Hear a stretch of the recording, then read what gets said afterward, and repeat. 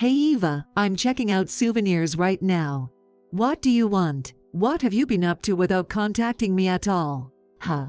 Were you contacting me? I didn't notice that. What's up? How can you say that so casually? We're in the middle of a funeral right now. Funeral? What do you mean? Whose? Your daughter. Huh? What do you mean? It was the day my niece Maria collapsed, the day my sister pushed her onto me, saying she was going on a trip. Despite knowing she had a fever, my sister left her child behind and went away.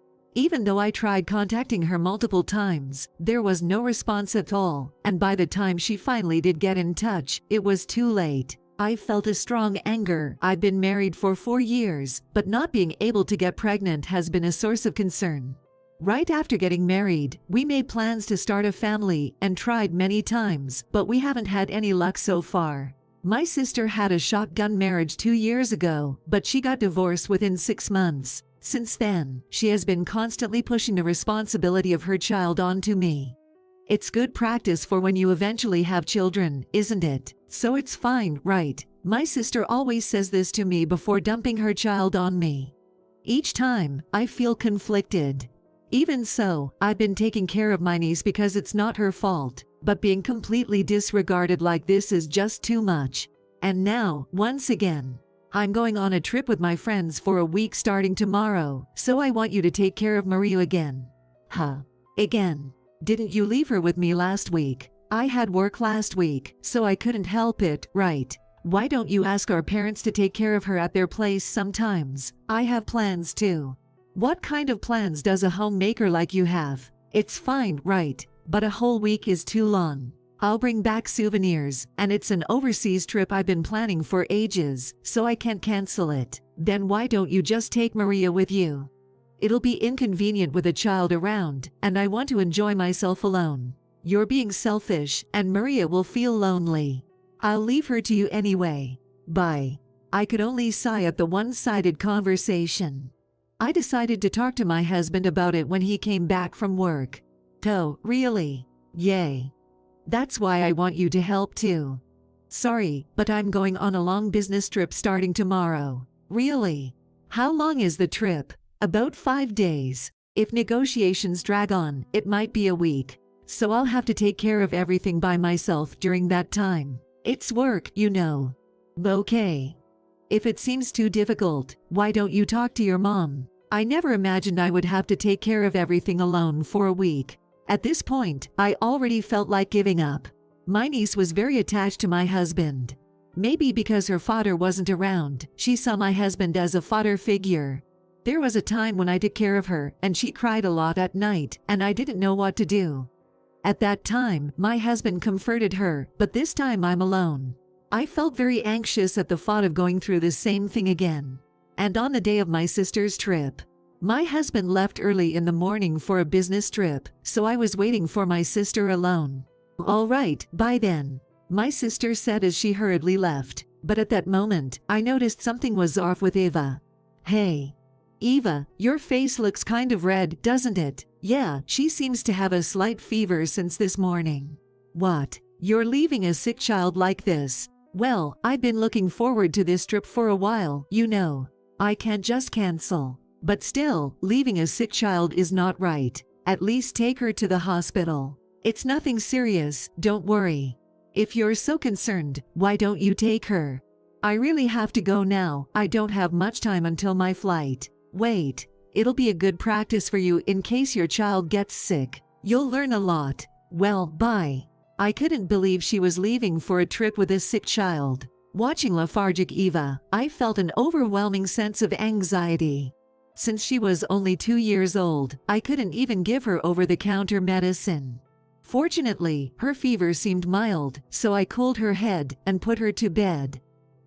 Not knowing what to do, I contacted my mother. Mom, my sister forced me to take care of Maria again. And this time, she's going on a trip. And Maria seems to have a fever. What should I do? Stay calm. Is the fever very high? It's just a slight fever for now. Then let's keep an eye on her. If she has seizures or convulsions, call an ambulance immediately.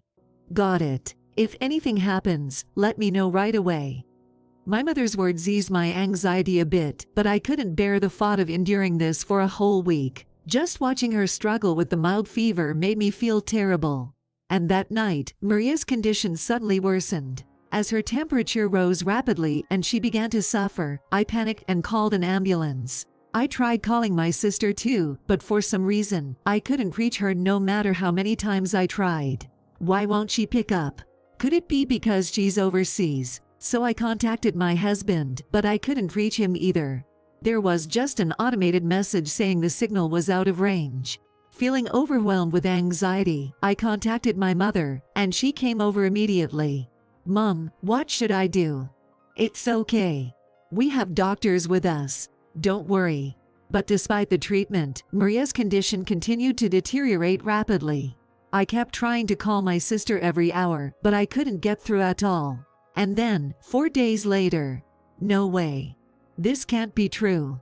I'm so sorry. Maria passed away. A 2-year-old child couldn't even see her mother one last time. I didn't know what to do anymore, and just collapsed in tears. "It's not your fault. There was nothing you could do." "I know, but still, why isn't she answering the phone? What is she doing? If only I had asked for her accommodation. Maybe things would have been different." Overwhelmed with regret, I reluctantly left Maria's body in the care of the funeral home, despite how pitiful it was. But with no way to reach my sister or husband, I had no choice. My husband's business trip was supposed to end the next day, so all I could do was wait for him to come back. Seeing how worn out I was, my mother kindly suggested I take some rest, and I finally managed to get some decent sleep after 4 days. The next day, I tried contacting my sister again, but as expected, there was no response. My husband, who was supposed to come back, hasn't returned. I began to worry if the negotiations were taking longer, and decided to contact the company he works for. However, I was told that my husband wasn't on a business trip, but rather taking a week off. I had a bad feeling about this. Despite trying not to pay attention to it, I noticed that my sister was close to my husband, just as Maria was attached to him. My husband often called my sister beautiful in front of me, and she would happily respond. Also, whenever my sister left Maria with us, my husband would come home late, and recently, they even returned home together. Once I started suspecting, more and more questions arose. In this incident, they left on the same day, and were absent for the same number of days. Can such a coincidence really happen? I thought maybe there was some evidence, so I checked my sister's Instagram. There, I found several photos from 2 days ago, showing them enjoying room service in a hotel room. And upon closer inspection, I noticed my husband's reflection in the mirror. I was convinced that they were having an affair.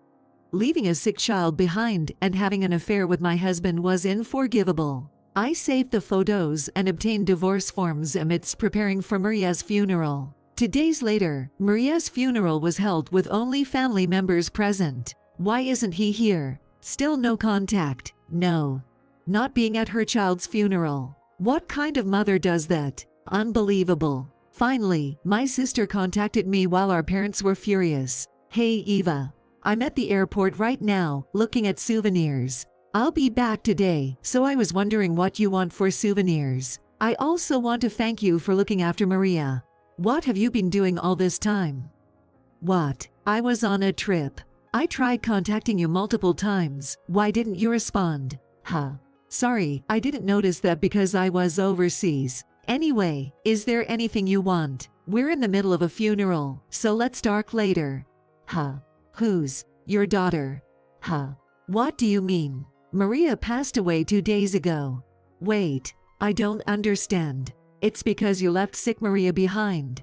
She kept calling for you until the end. Mom, you might as well have killed your own child. Wait a minute. If you can't believe it, hurry up and come back.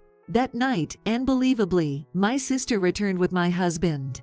Seeing my husband comforting my sister as she broke down in tears while looking at Maria, I felt disgust. "I'm sorry. If I had been there for you. I'm truly sorry. I hate to interrupt your crying, but I have a question." "What?" "I've been contacting you every day since the night you left on your trip.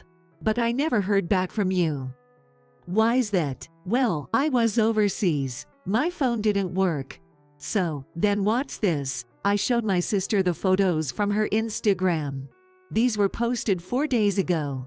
If you could post on Instagram, then at least you had internet access at the hotel, right? Well, you were aware of my messages, but you didn't bother to respond because you didn't want to. Isn't that right? And that's why messages remained unread. But the real reason is because you didn't want to communicate with me. Isn't it? That's not true. Then let's ask the other person in this photo. The other person. Hey, you. Did you enjoy your trip with my sister? I zoomed in on the photo and showed it to my husband and sister. Both of them turned pale, and even our parents widened their eyes upon seeing the photo. The reflection in this mirror, it's definitely you, right? What's the meaning of this? Maybe it's just a look-alike. I was on a business trip. I contacted the company you work for. They said you were on vacation. And for a whole week. If that's not you in the photo, then where were you? Well, it seems like you had quite a good time posting a photo like that. But you slipped up, didn't you? I never thought I'd be reflected in such a place. I'm sorry. Finally, they confessed to the affair, much to our parents' fury. Our parents were furious at this. What the hell are you two doing? Leaving your child to go on a cheating trip is absolutely disgraceful. Don't mess around. You're no longer our child. We're cutting ties. We've forgiven you because you're a single mother, but do you know how much money we've given you over the years? I want it all back, but consider it severance pay. I don't want to see your face anymore. Wait a minute, Mom, Dad. Shut up. Don't ever come back to our house again. Eva, help me. What do you want me to say? It's all your fault. You'll have to live with what you did for the rest of your life. I couldn't forgive my sister for disregarding her own child's life, so I coldly told her off. While my sister continued to cry and apologize to Maria, Maria never returned. And of course, I couldn't forgive my husband. You have been sticking by my sister's side through it all. This concerns you too. What do you mean? Please fill them in. We'll talk about the alimony through a lawyer, so be prepared for that. Divorce forms. Why's that? Why? Isn't it obvious? I can't believe you'd lay your hands on your wife's sister. I don't want to be with someone so disgusting. Wait, I'm sorry. Let's dark it out. Excuse me. There's no way I can have a proper conversation with someone who lied about going on a business trip and went on a cheating trip. No, please handle the rest through the lawyer. I submitted divorce forms, and we agreed that my ex-husband and sister would pay a total of $50,000 in compensation. I left the house and went back to my parents' home. I'm sorry. You don't have to apologize. Don't worry about it. That's right. I'd rather have you here than be with a weirdo like him. Thank you. After that, my sister and my ex-husband got together, but their values didn't align, and they broke up after about 6 months. My sister had to work day and night to pay the compensation, and now she's living in a rundown apartment, barely making ends meet. My husband worked at the company for a while, but when his affair was exposed, he couldn't stand being there anymore. After paying the compensation, I don't know where he went. Well, it doesn't matter now. I'm living a comfortable life without anyone pushing anything onto me. I'm thinking of going on a trip with my parents soon. It feels really liberating to be able to enjoy life like this again. I'm fine being alone for now, but I do hope to find a wonderful partner someday because I still want to have a child.